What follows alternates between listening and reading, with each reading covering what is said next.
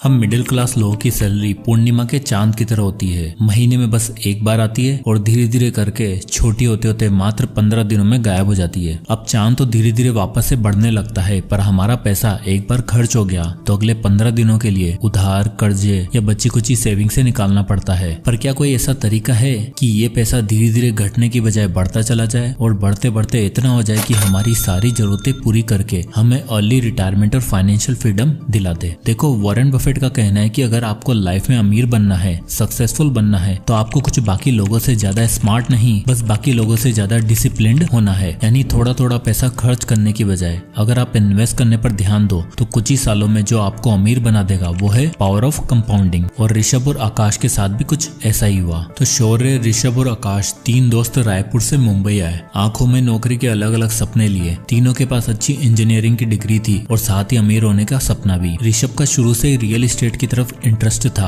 और आकाश का stock market की तरफ। तो वहीं शौर्य सिर्फ अपनी लाइफस्टाइल अच्छी बनाना चाहता था। शौर्य को लाइफ में हर चीज जल्दी चाहिए थी और लकीली तीनों में सबसे पहले नौकरी लगी भी तो शौर्य की। महीने की 30,000 तनख्वाह पे मुंबई में शौर्य ने सारे सपने पूरे करने का डिसीजन बना लिया। मुंबई का पार्टी कल्चर, लिविंग एक्सपेंसेस, खाना पीना और अलग अलग डेस्टिनेशन शौर्य को भी भाग गए और वो हर महीने ये सारी चीजें जरूर एक्सप्लोर करता। 23 साल का शौर्य अब ज्यादा समझदार और इंडिपेंडेंट हो चुका था। उसे फैमिली तो चलानी नहीं थी, बस अपना करियर बनाना था। इसलिए उसने ऋषभ और आकाश से अलग रहने का डिसीजन लिया, जहां उसके बाकी ऑफिस कलीग भी रहते थे। आए तो तीनों साथ थे, पर शौर्य अब अपने ऑफिस के पास वाली सोसाइटी में एक अपार्टमेंट में रहने लग गया था, जहां का रेंट था 10 से 12 हजार रुपए और ये जगह उसके ऑफिस से नजदीक भी थी। वहीं आकाश और ऋषभ ओल्ड पनवेल में रहते थे, जहाँ रेंट और प्रॉपर्टीज काफी सस्ते और अपॉर्चुनिटी ज्यादा। अब ऋषभ को शुरू से रियल एस्टेट में इंटरेस्ट था और जब वो पनवेल शिफ्ट हुआ तो शुरू के 3-4 महीने उसके पास नौकरी नहीं थी। वो अपने पिताजी से पैसे मंगवाकर अपना खर्चा चलाता। अब ऋषभ सिर्फ नौकरी नहीं ढूंढ रहा था, वो पनवेल में और नवी मुंबई में रियल एस्टेट प्रॉपर्टी पर स्टडी कर रहा था। 2009 में 23 साल का ऋषभ 10 रुपए की चाय और वड़ा पाव पर गुजारा करके इतनी इन्फॉर्मेशन हासिल कर चुका था कि बस उसे एक बड़ी न्यूज और एक बड़े अमाउंट की जरूरत थी।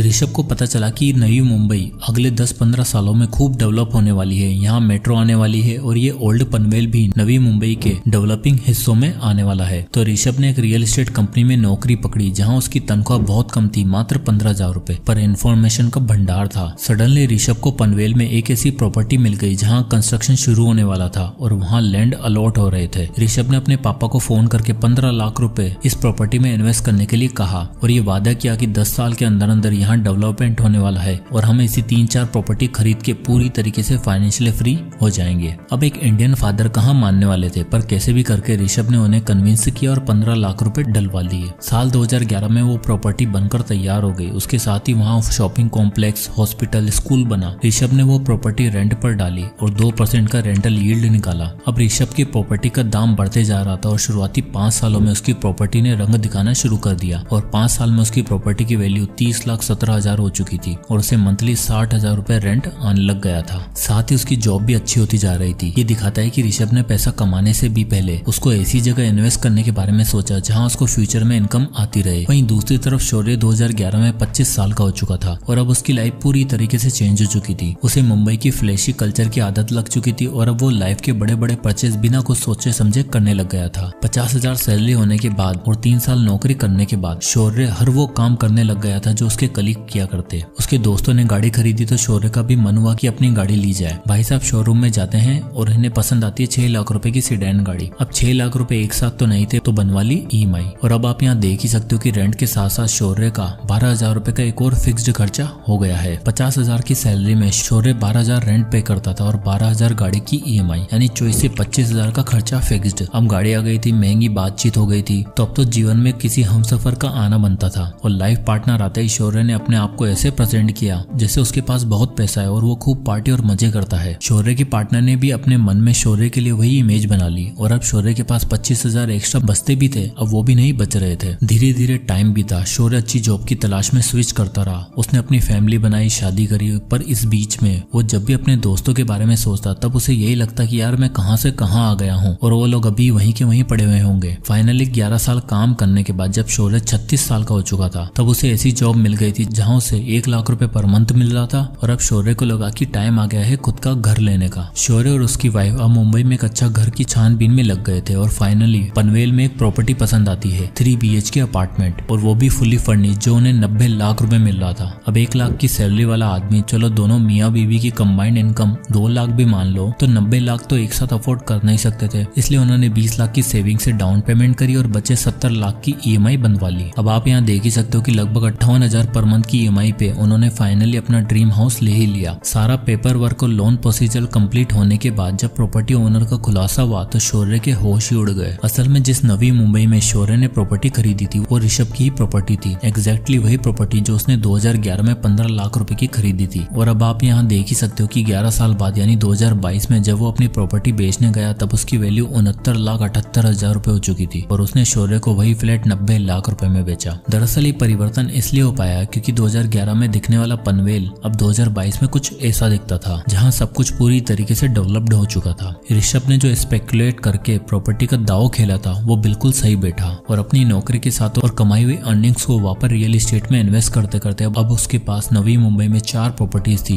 जिसमें से एक खरीदी शौर्य ने। तो जैसे ही शौर्य ने ऋषभ को देखा वो हैरान हो गया और ऋषभ ने उससे मिलने के बाद बताया कि भाई मैंने इन 13 सालों में 4 प्रॉपर्टी खरीद ली है। दरअसल मैं नवी मुंबई में तब इन्वेस्ट किया था जब वो डेवलप हो रही थी और रियल एस्टेट इकलौती ऐसी चीज है जो इन्फ्लेशन के दायरे में इतनी नहीं आती। उल्टा इन्फ्लेशन के साथ साथ रियल एस्टेट भी ग्रो होता है और साथ ही बढ़ती प्रॉपर्टी के रेट्स भी और आसपास होती डेवलपमेंट के साथ रेंट भी इंक्रीज हो जाते हैं, यानी पावर ऑफ कंपाउंडिंग के साथ पावर ऑफ रेंटिंग भी। 36 की एज में ऋषभ के पास इतना पैसा था कि वो आराम से रिटायर हो सकता था और उसका एसेट उसे पैसा कमाकर दे रहा था। वॉरेन बफेट कहते हैं, if you don't find a way to make money while you sleep you will be working till your last breath. और कुछ ऐसा ही हाल था शौर्य का। इन दोनों में बातचीत चली रही थी कि इतने में आकाश का जिक्र हुआ। शौर्य ने पूछा कि आकाश कहाँ है आजकल, नौकरी के लिए कहीं धक्के तो नहीं खा रहा? तो ऋषभ ने बताया, नहीं भाई, उसकी गेम तो एकदम अलग है। उसने 2 साल नॉर्मल जॉब करने के बाद दलाल स्ट्रीट में नौकरी करी और अब वो वहीं पर प्लेस्ड है। रुक, उसको भी बुलाता हूँ। आकाश का इंतजार करते शौर्य और ऋषभ दोनों एक होटल में बैठे हुए थे। तभी आकाश एक ट्रू जेंटलमैन सेंस में अपनी गाड़ी से उतरता है और दोनों से बड़े दिनों बाद मिलकर बहुत खुश होता है। आकाश का सिंपल वे ऑफ लिविंग देखकर शौर्य पूछता है कि भाई तुम्हारा क्या हाल है, लाइफ में कुछ हुआ कि नहीं, पैसा रुपया कमाया कि नहीं ढंग से? इस पर आकाश बड़ी ग्रेसफुली रिप्लाई करता है कि भाइयों बस अगले 5 सालों में रिटायर होने वाला हूँ। शौर्य मन ही मन सोचता है कि एक साला रिटायर भी हो गया है और एक 5 साल बाद होने वाला है और मैं अकेला अगले 20 साल तक घर की EMI भरने के लिए काम करूंगा क्या? आउट ऑफ क्यूरियोसिटी शौर्य पूछ ही लेता है कि भाई 5 साल में कहीं लॉटरी तो नहीं लगने वाली? इस पर आकाश उन दोनों को अपनी लाइफ स्टोरी बताता है। कहता है कि मेरी कोई लॉटरी नहीं लगने वाली, बल्कि मैं सेविंग्स रूल और कंपाउंडिंग रूल की मदद से पैसा कमाया है और अब इतना हो चुका है कि बस 3-4 साल बाद रिटायर हो जाऊंगा। तो आकाश कंटिन्यू करते हुए बताता है कि हुआ यूं कि मेरी पहली नौकरी लगी एक ट्रेडिंग कंपनी में एज एन IT टेक्नीशियन। वहाँ मेरा काम तो अलग था पर मैंने स्टॉक मार्केट के कुछ दाव पेच सीखे और अपनी 25,000 की सैलरी में से कुछ पोर्शन सेव करके इन्वेस्ट करता रहा। इन्वेस्ट करने के लिए मैंने जिस सेविंग मेथड का यूज किया था वो था 50-30-20 रूल। मैंने 25,000 की सैलरी में से 50% हिस्सा अपनी नीड्स के लिए रखा, 30% वॉन्ट्स और एंटरटेनमेंट सोर्सेज के लिए और बाकी बचा 20% यानी 5,000 रुपए SIP के थ्रू इन्वेस्ट किया। आकाश ने बताया कि उसे सबसे पहले मार्केट के बारे में सीखना था और इन्वेस्टमेंट के लिए जो सबसे बेस्ट चीज थी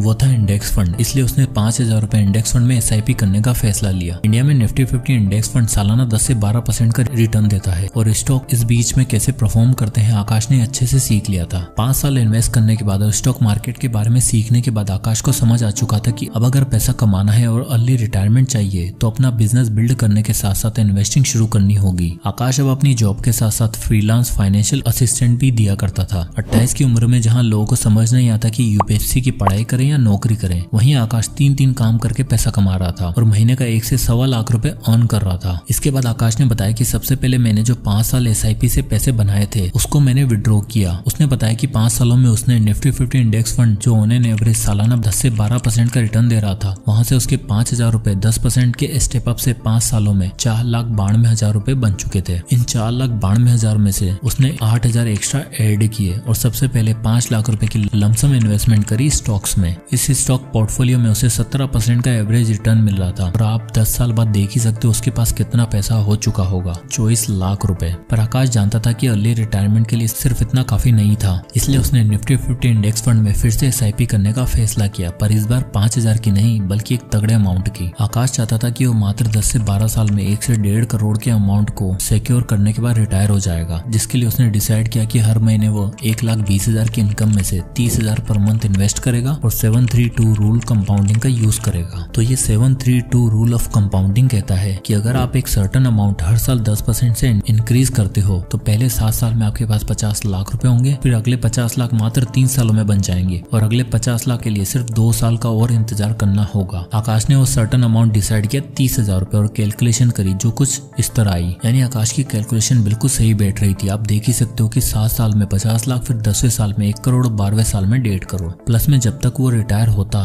तब तक उसके पास 25 लाख के स्टॉक भी तो था जिससे उसे डिविडेंड भी मिल रहा होगा। पर इस कैलकुलेशन में एक बहुत बड़ी दिक्कत थी। आकाश ने सोचा 1.5 करोड़ रुपए जो 12 साल बाद कैलकुलेशन में शो हो रहे हैं, क्या 12 साल में इन्फ्लेशन के बाद भी इनकी वैल्यू सेम ही रहेगी क्या? तब उसने इंडिया में चल रही 6% एवरेज इन्फ्लेशन को भी एडजस्ट करा, जिसकी कैलकुलेशन कुछ इस तरह थी। आप यहाँ देख ही सकते हो इन्फ्लेशन एडजस्ट करने के बाद उन 1.5 करोड़ की एक्चुअल वैल्यू मात्र 71 लाख रुपए होगी। तो आकाश को ये समझ आ चुका था कि 30,000 रुपए से तो काम नहीं होने वाला है। उससे अपनी रिटायरमेंट के लिए 1 करोड़ की जरूरत थी जो 30,000 पर मंथ की SIP से अचीव नहीं होने वाला था। इसलिए उसने पहले दिन से 50,000 पर मंथ इन्वेस्ट किया और अब आप रिजल्ट देख ही सकते हो। 732 रूल ऑफ कंपाउंडिंग, उसका 1 करोड़ का टारगेट 12 साल में आराम से अचीव हो जाएगा, वो भी आफ्टर इन्फ्लेशन। यानी अगर तीनों दोस्तों में देखा जाए तो आकाश ने बाकी दोनों को आराम से आउट प्ले कर दिया। चलो ऋषभ को तो रियल एस्टेट में पावर ऑफ कंपाउंडिंग देखने को मिल गई और 36 की एज में वो फाइनेंशियली फ्री भी हो गया। अब देखो रियल एस्टेट में आपको बल्क में कैपिटल चाहिए जो सही टाइम पे ऋषभ के पापा ने डाल दी। पर आकाश की टेक्निक और मल्टीपल इनकम सोर्सेज से पैसा कमाने की अप्रोच सबसे ज्यादा रियलिस्टिक और एप्लीकेबल लगती है, जिसको शौर्य ने कभी समझने की कोशिश ही नहीं करी। अभी 36 की एज में ऋषभ रिटायर हो चुका था और आकाश भी 3-4 साल बाद रिटायरमेंट लेने ही वाला था। पर शौर्य वो तो भी 20 साल और नौकरी करेगा क्योंकि उसके घर की EMI जो चुकानी है, बच्चे का महंगा स्कूल में एडमिशन करवाया है, उसकी फीस भी भरनी है और जो महंगी लाइफस्टाइल शुरू से बनाई थी उसे मेंटेन भी तो करना है, जिसमें आराम से 1 से 1.5 लाख रुपए खर्च हो ही जाएंगे। ये एक सबसे बड़ा डिफरेंस है रिच और मिडिल क्लास माइंडसेट के लोगों में। मिडिल क्लास माइंडसेट के लोग पैसा आते ही उसे 10 जगह खर्च करने की सोचते हैं। आप में से कितने ऐसे होंगे जिनकी सैलरी आने से पहले एक शॉपिंग लिस्ट रेडी होती है? कमेंट में यस लिखो। वही एक रिच माइंडसेट वाला इंसान सोचता है कि कितने सोर्सेज से पैसा कमाया जा सकता है और ले रिटायरमेंट कैसे ली जा सकती है। यानी मिडिल क्लास लोगों के पास होता है power of loans and EMIs जो उन्हें एक दिन बर्बाद कर देता है। वहीं अमीर लोगों के पास होता है पावर ऑफ कंपाउंडिंग जो उन्हें आबाद और